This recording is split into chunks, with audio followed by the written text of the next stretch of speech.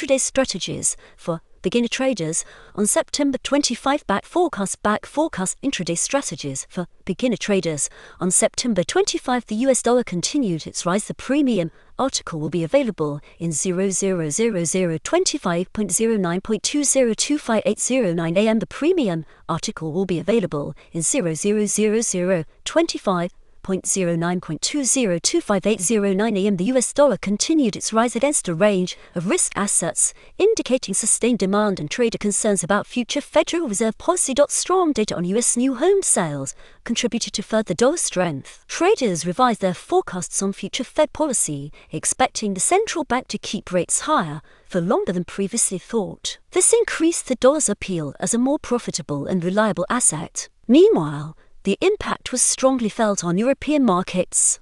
The euro noticeably declined. Fresh articles are available only to premium users. Read analytics in early access. Getting information first. Get best MetaTrader indicators. Profitable expert advisors.